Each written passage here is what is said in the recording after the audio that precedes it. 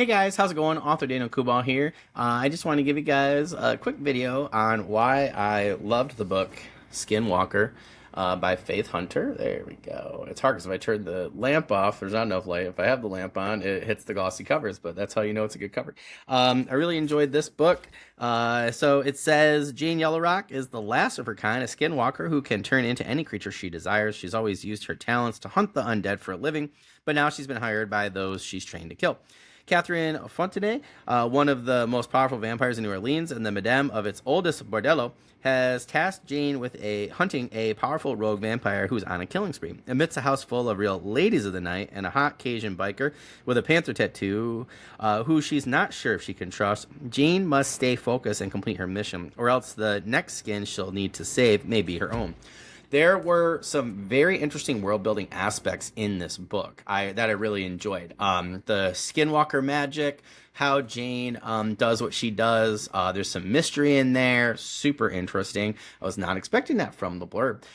So I really enjoyed that. I really enjoyed her character in general, like love strong female leads, particularly when they can kick butt. I love the Jack Reacher type character. So it's always nice to see, I think, in urban fantasy. I love people that can use their minds, like Sherlock Holmes, those kind of things. But I also love to see somebody, who can really, give the monsters what for, in general. And I think it's really cool to see, how the kind of like hunter culture, I would say, is kind of how I describe it, is done within the book. I really liked, like, she had a lot of like you could tell she was a professional in her craft, and that felt really real, and really, really cool. And I found that interesting. And I like Sam and Dean from Supernatural. Like, so if you like that feel of like that type of hunter culture, or like the hunters from like Buffy the Vampire Slayer, I always thought the organizational piece, and the profession piece, for the Monster Hunters was really cool. That's why I'm writing my Monster Hunter series, Nathaniel Wither. I thought that was absolutely amazing, and it really felt like it was her job. And it was interesting. It's kind of like the Jamie Foxx, like Daywalker or whatever that was, Daybreak, whatever, the movie, sorry, on Netflix. That also felt really real. You're like, oh, hey, somebody could actually be hunting vampires in our society the way that they do. And I love the organizational piece. It really felt like her character could be doing this in our own, setting and time. So I thought that was really cool. The other part is like the vampires were super interesting within the book. The vampire culture, the world building was super interesting. There's a mystery there overall that I can't wait to explore throughout the books. That's all I'm going to say about it. But yeah, this made me, I always think, like, with the book one, did it make me want to read book two? You betcha. And I really enjoyed the Audible version too. I thought the narrator that she had was absolutely amazing. I had a really great time with this book. Overall, the story was really good. There was some twists at the end there that I was not expecting. And I was like waiting for him because I could feel it as an author. And yeah, I was not able to tag the whodunit, so to speak, with one of the mysteries, really like two of them. And yeah, I was really, really, really genuinely surprised. The shifter magic, like her skinwalker, like type of magic system, and some of the mystery elements, like building up her character, were just super, super, super interesting. It's hard for me not to spoil it. But I definitely think you guys should check out Faith Hunter's Skinwalker. I also read a short story a while back with Jane Yellowrock's character, and I loved that one, so I thought I'm gonna have to pick this one up.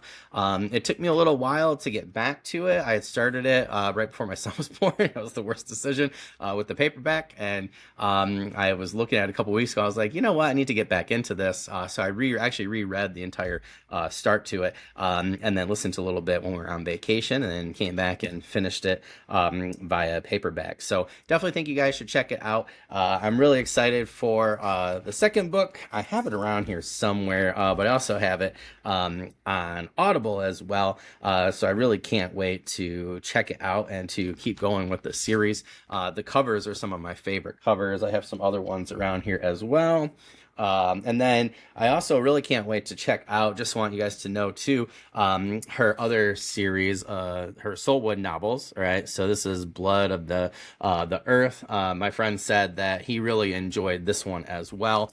So I'm definitely going to be checking this one out soon. I'm debating if I want to do like both books ones and then go from there to the book twos. But that might be what I do. So I'm really interested in this one. So it says, when Nell Ingram met Skinwalker Jane Yellowrock, I like the crossover, she was almost alone in the world, exiled by both choice and fear from the cult she had been raised in, defending herself with the magic she drew from her deep connection to the force that surrounded her.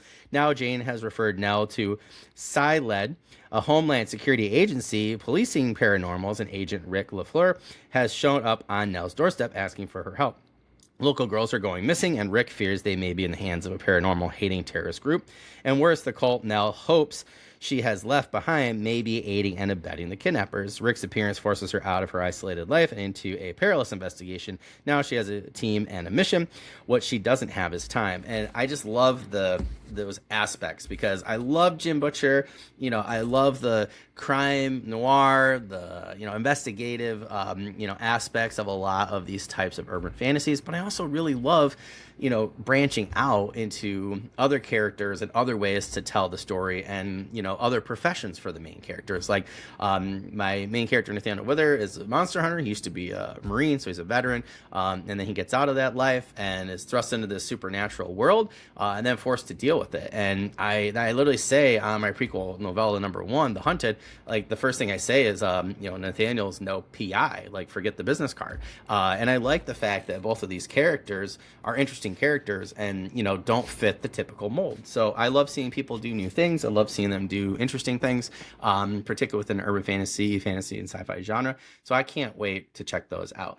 Please do me a favor, check out Faith Hunter. All right, check out both of her series in the urban fantasy world and settings. And I can't wait to see what you guys think. If you've read Faith Hunter before, if you especially have read Skinwalker, please let me know down in the comments here in the description. And, you know, let me know what you guys think. All right. Hope you guys have a great rest of the day. And as always, happy reading, my friends. See you guys.